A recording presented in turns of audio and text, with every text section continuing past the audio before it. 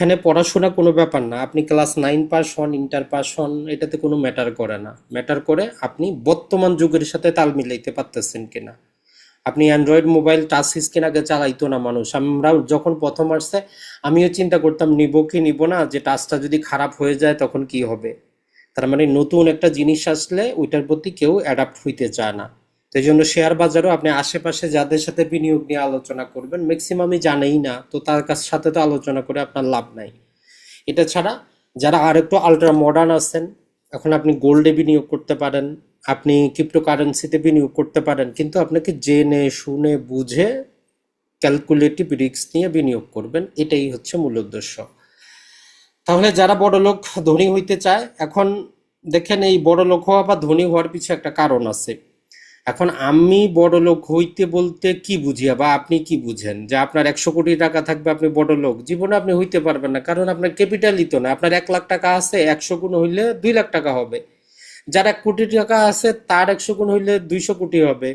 তো এই জন্য আপনার অবস্থা অনুযায়ী যাতে আপনি যেই অবস্থায় আছেন ওই অবস্থায় শান্তি মতো চলতে পারেন, এটাই আপনার টার্গেট থাকা উচিত। তাইলে আপনি শান্তিতে থাকতে পারবেন।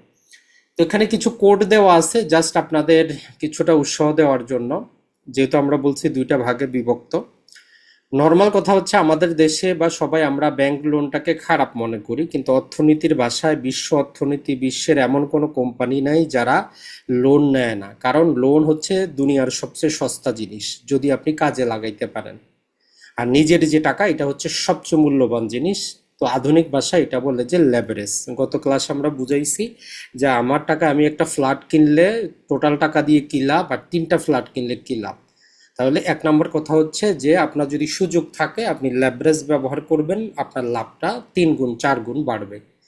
2 নম্বর হচ্ছে আপনি টাকা পয়সা আছে, দোকান খুলে নিজে করলেন, আপনি নিজের দোকানে নিজে কর্মচারী, আপনি কোনো ব্যবসায়ী না। সহজ কথা হচ্ছে এটা, আপনার গ্রামে গিয়ে একটা দোকান খুললেন, আপনি ব্যবসায়ী না, আপনি হচ্ছেন কর্মচারী। কারণ আপনি না গেলে দোকান বন্ধ, আপনি অসুস্থ হইলে দোকান বন্ধ, আপনার খাবার দাবার কিছুই আসবে না।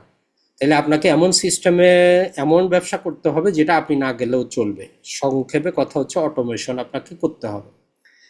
3 নম্বরে যেটা, যেমন শেয়ার বাজারে আপনি যখন শেয়ার কিনবেন একটু ডিভিডেন্ড পাবেন, ওই টাকাটা যেহেতু আপনার এখন অ্যাক্টিভ ইনকাম আছে, আপনার ওই টাকাটা খরচ করার দরকার নাই, আপনি ওই টাকাটা দিয়ে ভালো আরেকটা শেয়ার কিনবেন। যেহেতু আপনার প্ল্যানটা 5 থেকে 10 15 বছর মেয়াদি, তাই যে ডিভিডেন্ডগুলো আপনি পাবেন বা শেয়ার বিক্রি করে লাভ পাবেন, টাকাটা বেট না করে অন্য একটা ভালো শেয়ারে আপনি বিনিয়োগ করেন। আপনার এখনো কর্মদক্ষতা আছে, টাকা পয়সা আপনি ইনকাম করতে পারতেছেন। আর 3 নম্বর হচ্ছে যে সময় সবচেয়ে কিন্তু মূল্যবান জিনিস, সময় সবচেয়ে দামি জিনিস। যেমন ধরেন আমার বাস্তব অভিজ্ঞতাই বলি, সেটা হচ্ছে 2020 সালে একজনের সাথে একটা জমি দরদাম হয়েছে, তার 6 লাখ টাকা বিঘা দরকার। এখন আমার 5.5 লাখ টাকা দিব, সে বিক্রি করবে না। তার থেকে 3 বছর পরে 2023 সালে আসে, সে একই দামেই বিক্রি করবে। কত? 6 লাখ টাকা। এখন এইখানে সে যদি চিন্তা করে আমি 6 লাখের জমি 6 লাখে বিক্রি করছি, সে উইন করছে। কিন্তু আপনি যখন সময়টাকে ক্যালকুলেশন করবেন যে মাঝখানে 3টা বছর চলে গেছে, এইটা কিন্তু মূল্যবান জিনিস। তো ওই জন্য আপনি যে লাভ লস হিসাব করতেছেন সময় অনুপাতে করবেন, যে আমি যে এখানে ইনভেস্টটা করলাম 1 বছরের বিপরীতে আমি কি পাচ্ছি, বা আমি এই জায়গাটা নিলাম 10 লাখে, 1 বছরে কি এটা আমার 15 লাখ হইল কি হয় নাই। এইরকম আপনাকে চিন্তা করতে হবে। যখন আপনি এটা বুঝতে পারবেন তখন আপনিই বুঝবেন যে কোন সেক্টরে আপনি কি করবেন, ওইটা আপনার দায়িত্ব।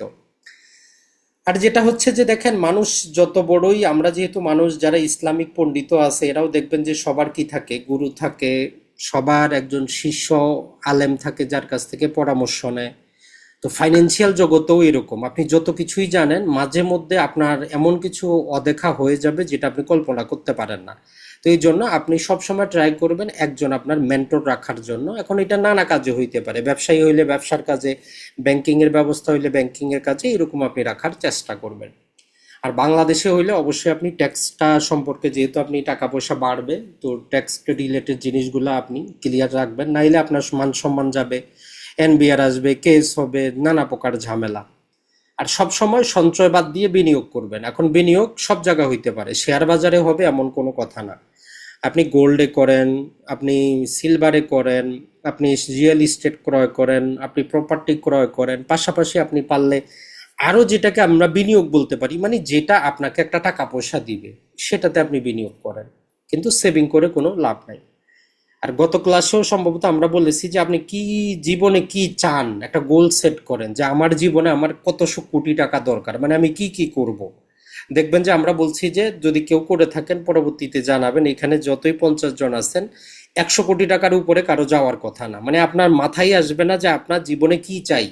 5 তলা বাড়ি চাই, হিসাব করেন এত কোটি টাকা। একটা ব্যবসা চাই, হিসাব করেন। আপনি লেখেন 100 কোটি টাকার উপরে নর্মালি আপনি যাইতে পারবেন না। যদি যাইতে পারেন তাহলে আপনি সুপারম্যান, মানে আপনার আরো দরকার, মানে আপনি ফাইন্যান্সিয়ালি আরো অ্যাক্টিভ। এই জন্য আগে গোলটা সেট করেন, আর কোনটা আগামী 1 বছরে চাই, কোনটা 2 বছরে চাই, কোনটা 15 বছর হইলেও চলবে, এইরকম একটা গোল সেট করেন। তখন দেখবেন যে টাকা পয়সার টেনশন, কোনো টেনশন হবে না। মনে হবে যে 10 লাখ টাকা কোনো ব্যাপারই না, 50 লাখ টাকা এইটার জন্য আমি এত চিন্তা করতেছি। তো এইটা নিজে আপনি যদি ভালো থাকেন তখনই কাজ করতে পারবেন, বিনিয়োগও করতে পারবেন। আর সবসময় নলেজ নেওয়ার চেষ্টা করবেন, যেটার মধ্যে আপনাকে টাকা পয়সা দিচ্ছে, ফাইন্যান্সিয়াল জিনিসগুলা দিচ্ছে, বুঝার চেষ্টা করবেন। আপনি 10 জনের কথা শুনেন, শুনে নিজের জ্ঞানটা বিশ্লেষণ করেন যে এটা আমার জন্য ভালো হবে না খারাপ হবে।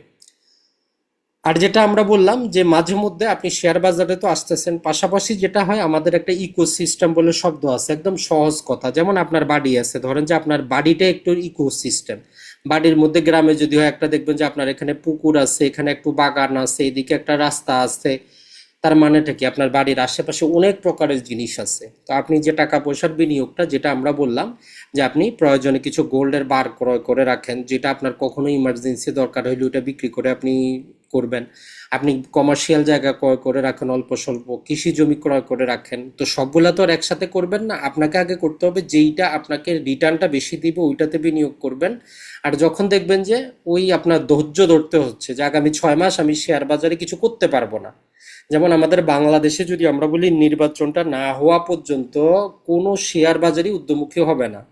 তো হিসাব করলে আরো 4 মাস আপনার হাতে আছে। কথার কথা, এই 4 মাসে আপনি যত কিছুই করেন অত লাভ করতে পারবেন না। তাহলে এই 4 মাসে আপনি চাইলে অন্য একটা জায়গায় ইনভেস্ট করতে পারেন। এখন এই সময়টা আপনাকে নলেজের মাধ্যমে বের করতে হবে। তো বাস্তবেও যেমন আমরা একটা কথা বলে দিব, শেয়ার বাজারে যত ভালো কোম্পানি হোক তার উত্থানও আছে পতনও আছে, এরকম সে উঠবে নামবে। এখন যখন সে আপনি এখানে এন্ট্রি নিলেন, যখন সে এখানে উঠলো, নর্মালি সাইকেলটা যদি আমরা দেখি 2 থেকে 3 মাস। এখন এইখানে আপনি বিক্রি করে দিলেন, এই 3 মাস টাকাটা কিন্তু আপনার হাতে থাকলো। তো আপনি চাইলে অন্য জায়গায় বিনিয়োগ করেন, তাতেও সমস্যা নেই, যেটা সিকিওর। পরে যখন আবার এটা নিম্ন জায়গায় আসলো, আপনি এন্ট্রি নেন। তার মানে আপনি যদি 1000 শেয়ার নিতে পারতেন, নিম্ন আসার কারণে 1200 শেয়ার নিতে পারবেন। এইটা একটু কাজে লাগাবেন। তার মানে হচ্ছে যে যাতে শেয়ার বাজারের উপর শুধু আপনি কি না হন, নির্ভরশীল না হন। আর সবচেয়ে বড় কথা হচ্ছে যে আপনাদের ডিসিপ্লিন থাকতে হবে। মানে ওই যে আপনি যদি চিন্তা করেন যে আমি কিচ্ছু জানি না, আমি প্রতি মাসে 12টা কোম্পানি, 12,000 টাকা আমি বিনিয়োগ করব, 1,000 টাকা করে আপনি করতে থাকেন। মানে আপনার টার্গেটটা যদি ফিক্স থাকে যে এটা আমি করব।